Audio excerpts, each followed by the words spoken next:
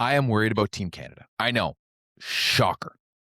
You must be completely surprised right now that I'm worried about a team who I called the deepest and possibly one of the best Team Canada men's volleyball teams we have ever seen, who are currently 1-7 at the VNL, sitting in 16th place and very much in the relegation race. With only 4 matches left, the Maple Volleys are in the thick of it, along with Iran, Argentina, and Cuba. And yes, if you're looking at these standings, you're like, what about China? Well, China paid a lot of money. They are hosting the finals for the VNL for the second time in a row. And because of that, they are not in the relegation race because they are safe and they are automatically going to finish at least 8th, definitely 8th, because they're not winning a playoff round at all. And I don't think it's any surprise that this is not what I expected from this team. This is not what I expected from a Maple Volleys team who looked like they grew so much last year and then added all of their stars back, right? Bringing back Steven Marr and Eric Lepke and Danny Demyanenko and Shawan Vernon-Evans. It looked like this team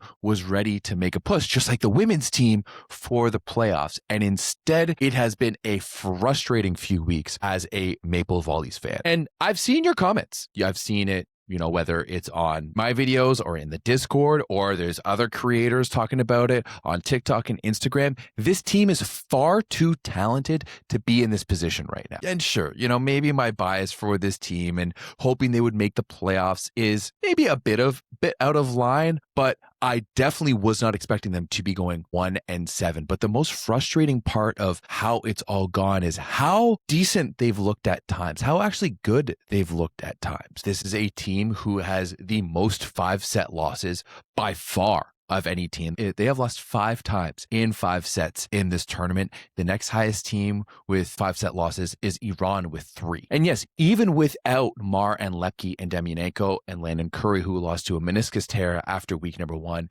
this team is still very, very talented. And we've got too many guys playing in top leagues, getting big minutes, where this team should be in this position along with China and Cuba, who have just looked absolutely terrible. Now, I've already talked about week 1. Week 1 was frustrating AF. Getting reverse swept by the US was just brutal. And then the way they played against Turkey, where they couldn't close the door, losing in 5 at home in Ottawa, that was frustrating as well. I'll be honest, I do think that Canada played not necessarily better than week number 1, but they looked better, especially not having Marr and Lepke and Demyanenko and Curry. I actually liked the way that they went out there and competed. They had a really, really tough schedule. First, you had to play Slovenia in Slovenia, which is always really tough to play Slovenia in Ljubljana. It was a packed house. They battled hard with them, pushed them to 4. That one's going to be tough. Then they had to play a red-hot Ukraine team who had gotten Ole Plotnitsky back, had just come off wins against Brazil and Italy. And once again, Canada didn't look great in the first and second, managed to win the third, and they had their moments in the fourth, especially late in that fourth, to be able to tie things up and to potentially send it to what would have been their 6th, 5th set. After that, they neutralized the best scorer in the VNL against Bulgaria, making Alex Nikolov look pretty average, but did not capitalize on their opportunities to be able to take the match in 4. Didn't capitalize on the opportunities in the 5th set either. And it was the same thing against Brazil. Pushed, a pretty good but struggling Brazilian team all the way to 5 in what was an error-ridden match, and just could not close out the match and going 0-4. But, they didn't look terrible. They didn't look completely outclassed and outplayed throughout the course of week number 2. There was some substitutions that we didn't really see in week number 1. I thought, Dan Lewis managed things a lot better in week number 2. It was just frustrating how they weren't able to get the job done, seal the deal, and pick up at least 1 win when they actually looked decent down the stretch. But that has just been the story for the Maple Volleys all around. Once again, they have 1 win in 8 matches, but 5 of those losses have gone to 5, right? Only 2 times against Slovenia and against Ukraine has this team lost in 3 or 4. And it's just like a few different things here or there, and this team would be in a much different standing. But here we are in the thick of the relegation race. Now, to me, it has come down to the offense. The Canadian offense has not looked good. They are one of the worst offenses statistically in the VNL. They are 17th in the VNL in kills per set, averaging just 11.86 kills per set. They are 17th in the VNL in kill percentage with this, the 46%. 26%, and they are 16th in the VNL in efficiency with just a 30%. It has not been good. In my opinion, the offense has just looked far too slow and far too basic, right? It's just high balls to the outside. They're only running it with 50s up the middle, and they're really not releasing the pipe as much as we're used to seeing them do. And it's not like there isn't volume coming out of the middle either, right? Jackson Howe has been Canada's best player by far. He leads them in scoring, which is crazy because he's coming out of the middle. We saw Danny Demyanenko get a bunch of volume too in week number 1. We saw Pearson Ashenko get a lot of volume in week number 2, but it has not resulted in a lot of scoring on the outside. And in fact, on the outside, Canada's scoring has really been bad. Looking at the opposite position, we saw Shawan Vernon Evans throughout the course of the first 2 weeks. He hit a 44% with a 29% efficiency. Xander Ketrozinski, who is a guy who I think we should be seeing a lot more. He has the second most points on the team. He has 88 points. He's only started 4 of the matches. He started 3 of the matches in week number 1, came off the bench as well against Germany, and only got 1 start in week number 2 against Ukraine, but his numbers are some of the best on the team. They actually are the best on the team. He's hitting a 49% with a 36% efficiency. But we're just seeing across the board, like this is Skylar Vargas numbers, 32 and 15. Jackson Young is hitting a 42 with a 23. Brody Hofer is hitting a 39% with a 25%.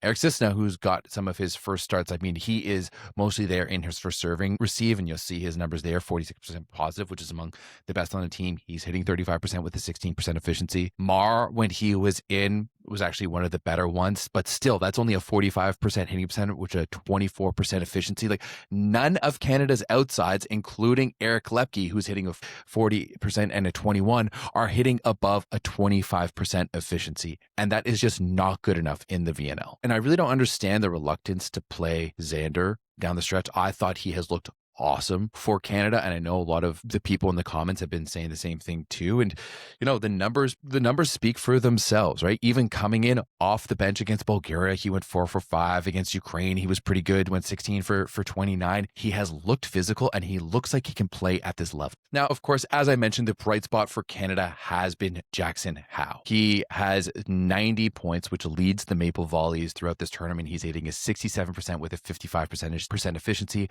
and he also has 33 stuffed blocks. He is currently leading the VNL, and it's not even particularly close. He has 11 stuffed blocks more than Yuri Semeniuk, who, in my opinion, is one of the best blockers in the world. Like, he's on top of Bediran Bubul. He's on top of 7-footer Bartolomew Lemansky, Jan Kozamernik, Alex Rozanov, randomly Rock Mozic is up there at the top blocker. But Jackson Howe has looked outstanding, and once again, he has hands down been the best in Maple Volley over the course of the first 2 weeks. Also, shout out to Pearson Ashenko. I thought he did a really good job in week number 2, starting for the Maple Volleys. He was super solid, hitting a 68% with a 59% efficiency. Sure, he's not getting a lot of volume, but he's also not hurting Canada. Got 4 stuff blocks and 11 touches as well. And, I think those are some really good numbers for a guy who's technically 5th on the depth chart for Team Canada. When you're looking at McCarthy and Demyanenko and Kofi and Howe, Ashenko did a really good job coming in. And, the play of Howe and Ashenko and Demyanenko has been a big reason why Canada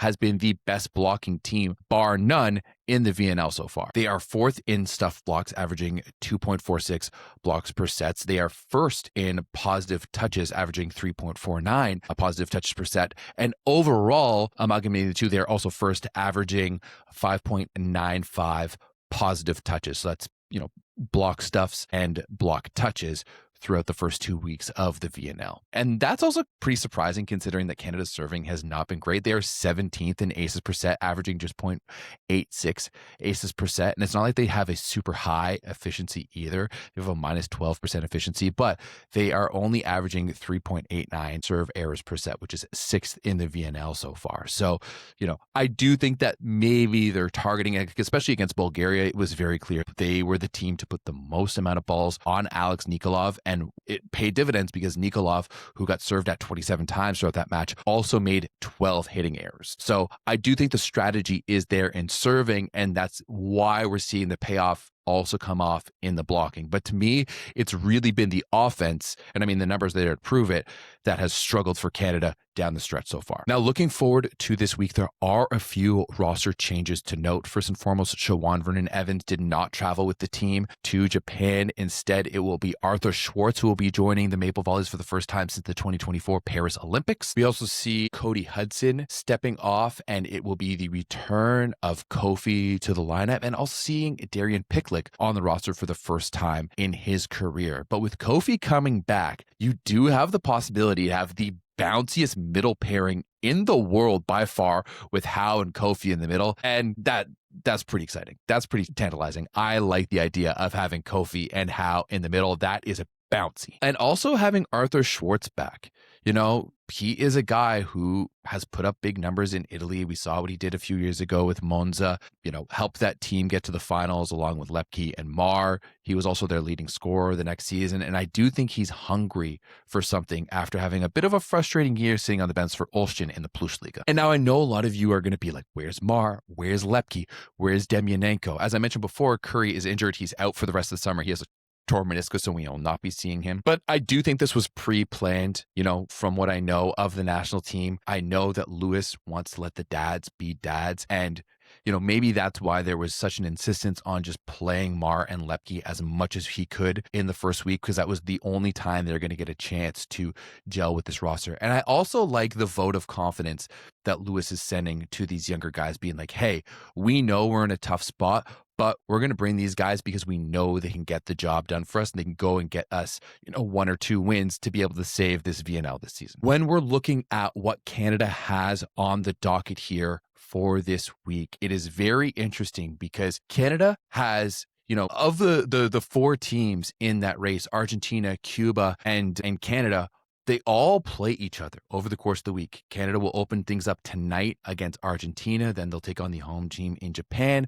Then they will have a big match against Cuba. And then they will take on Belgium. And, you know, that's part of the good news so far for me, is that when you look at what Canada has to play in week number 3, it is going to be hands down their easiest week so far. And 3 of those games are very winnable games. You know, with Argentina, it is tough because Argentina has typically been our kryptonite. It has been a long time since we've beat them in the VNL. I actually don't know if we've ever done it. The last time we beat them was at the Olympic qualifying tournament back in September of 2023. But yeah, the last time we beat Argentina in the VNL was May 29th of 2021. So that's back when we had the OG Maple Volleys with like Gordon, Vigrass, and TJ, and all of those guys playing in the bubble and Rimini. But Argentina has not been having a great tournament. They went 0 for 4 in week number 1. They did go 2 for 2 in week number 2. So I think Canada can get off to a really good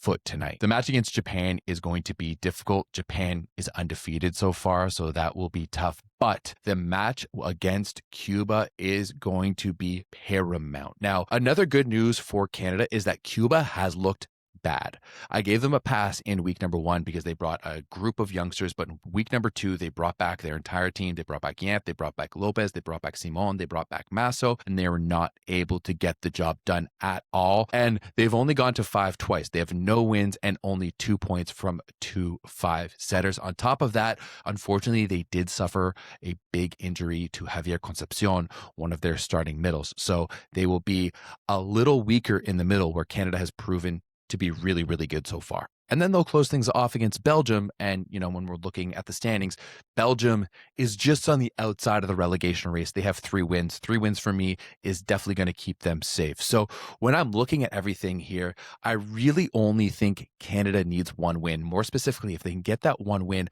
against Cuba, like I'm not confident Cuba is going to be able to go out there and get 2 wins. But on top of that, because they've lost in 5 times throughout this VNL, they do have way more points. So if it comes down to a head-to-head in points, Canada is going to be able to take that if they can just get 1 more win. And I mean, on top of that, like Cuba is going to need to win at least 2 matches, once again, because Canada has more points, right? They currently have 8 points, which is even more than Argentina, who has more wins than them. So if Canada can get a couple more points, that would be big. I do think the team who has the shortest end of the stick here, though, is Iran, because when you look at their schedule for week number 3, it is really, really tough. You have to play Ukraine. They looked really good in week number 2. You have to play Germany. That is a very solid team, and that's going to be maybe their only potential chance to win. You have to play Slovenia, another really good team, and you have to play Turkey, who has been very, very surprising and are currently sitting in a playoff spot. So overall, yes, I'm worried. Right? Relegation is very much a possibility, and the ramifications on so many levels for this team, if they were to get relegated, would be really big, considering how Canada has been so successful in hosting the VNL. It would be a dagger if they were not able to host. And then, especially if they get relegated and then aren't able to get the job done in Moncton, this is very big hypotheticals here, that might spell the end to any hopes of qualifying for LA 2028. But on the flip side, I have confidence this team can do it. I really do. Sure, this is not the result we expected. This is not the result we were hoping for, like myself and other Canadian fans or just other volleyball fans in general. I thought this was going to be a potential breakout year for Canada, and it has not been that. I do think this team has to go back to the drawing board and figure some things out, especially offensively. But I do have confidence that they can go out and pick up at least a win or two in week number 3 and salvage something, continuing to progress and get better before they host the NORCECA Championships in September in Moncton to be able to claim that Olympic spot. But of course, if you want to join me for that ride, I will be streaming a lot this week with some of these matches. Just looking at these times, I'll stream later tonight at 11 p.m. When they take on Argentina. Probably won't stream against Japan, probably against Cuba because that will be the big one, and then probably against Belgium as well. So make sure to follow me, that volleyball guy, over on Twitch if you want to join the streams. And yeah, as I said, I believe they can make it happen. It's just been a frustrating ride. It has been frustrating.